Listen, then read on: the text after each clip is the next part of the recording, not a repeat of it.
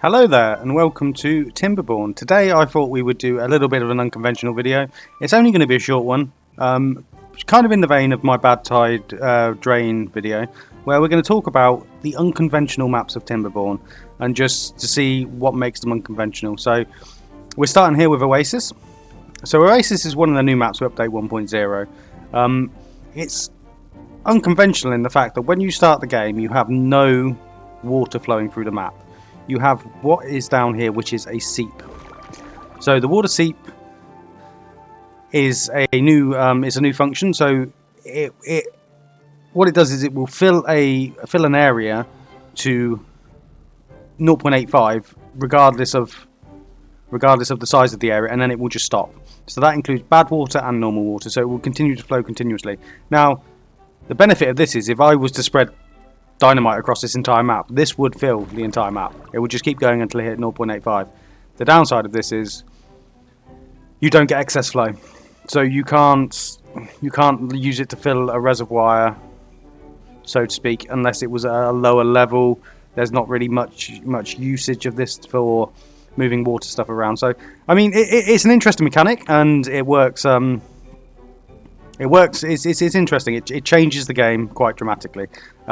So this is the Oasis map. So this is the Oasis in the middle. It has the seep, and you'll notice as you come around the map where we take you, there is no other water sources. There is only these aquifers and bad water sources. Now this creates quite a challenging gameplay mechanic to move out, because until you can generate power and build aquifers, you are limited to the water seep in the middle of the map. So this ancient aquifer is quite forgiving, because you can get up here quite easily, you know, through some stairs, ladders, whatever your choice, and you get up here and you plug it in, and you can quite easily get an extra source of water.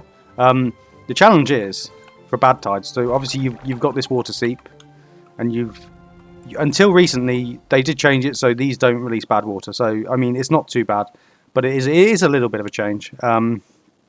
So these will only produce good water. So you can have a little reservoir up here. The challenge is down here is to box this guy in so that it won't cause loads of bad water. On hard mode, this can actually be quite a challenging map. So what else have we got on this map? So we've got geothermal fields. Favours folktale players. Well, it doesn't favour them. It just levels a playing field with those that play Iron Teeth. And you have multiple aquifers. So you have some really cool areas over here where you can create some nice sort of like reservoirs. The only downside is the bad tide drain. Now, if you've watched my other video, you know that these will just, during a bad tide, will just continually chuck out bad water. You'd have to box them in. It could be like quite time consuming to actually box them completely in. And they are generally quite near all of the other aquifers. So there's some here. And there are some here. So, no, there's some up here. So these aquifers are safe, but the rest of them, it's quite a challenging map to play on. I'm playing it currently on without the bad tide drains because I started to play through before that.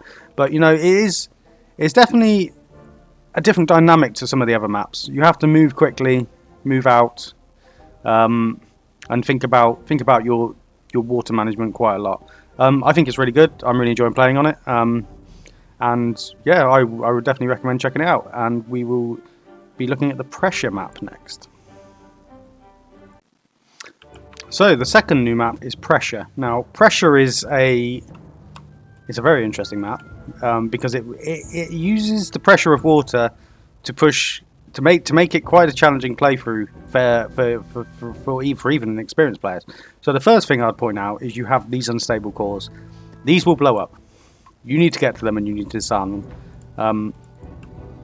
You will get a warning, and then you have, I believe it's 3 hours of time to remove them. There are absolutely, I wouldn't say hundreds, that would be an exaggeration. There is a fair few of them. So you're constantly going to be in a battle against time to get them, as well as your own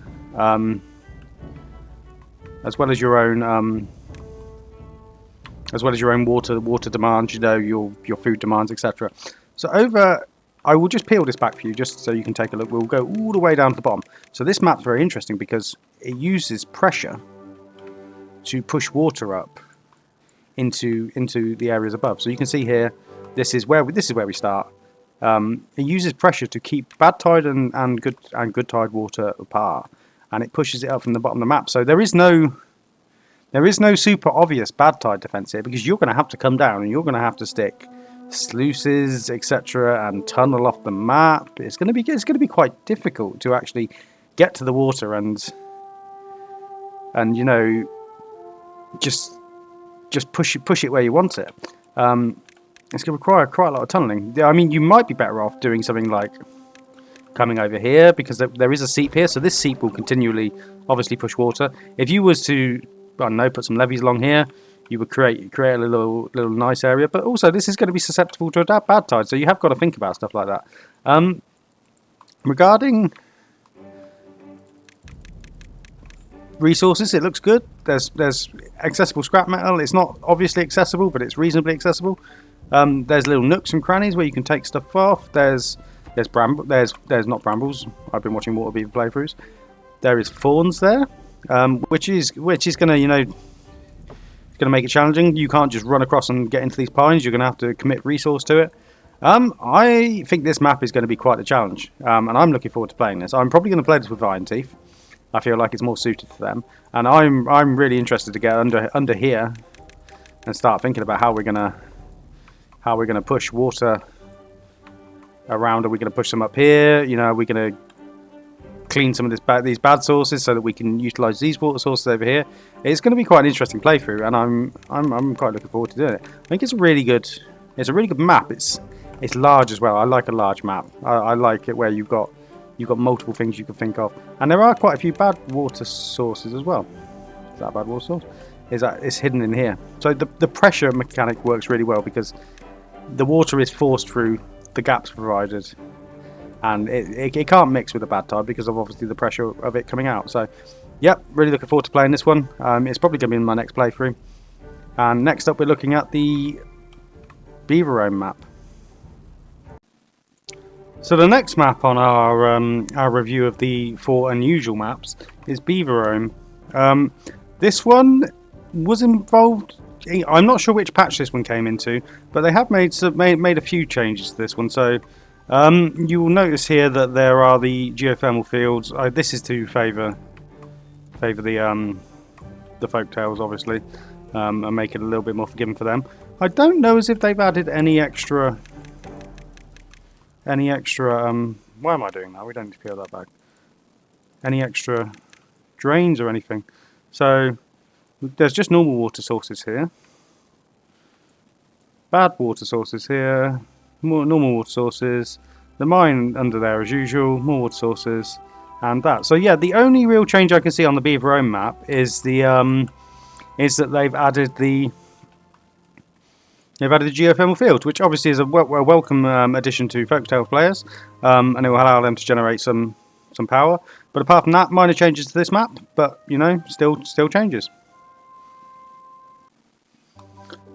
As an aside, this is one of the pre-existing maps, and they've actually added like some new elements. So you can see the relic is here. They haven't added too much extra to this map that I can see, but it is nice when they go back and revisit the old maps with the new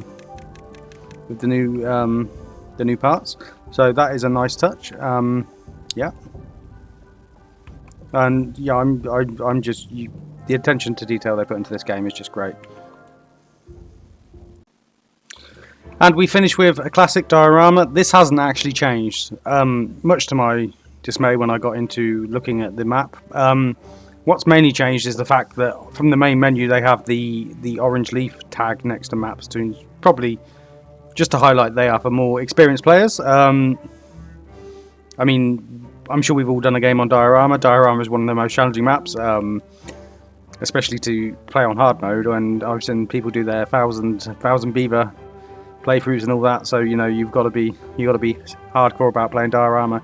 But yeah, I just think it sets to highlight the maps that newer players are going to struggle with. So I think that's a nice quality of life feature as well. If you enjoyed this video, guys, please hit like and subscribe, and you know, hopefully I will see you in the comments, and you can comment on any of my ongoing series and let me know what you think. Thanks for watching.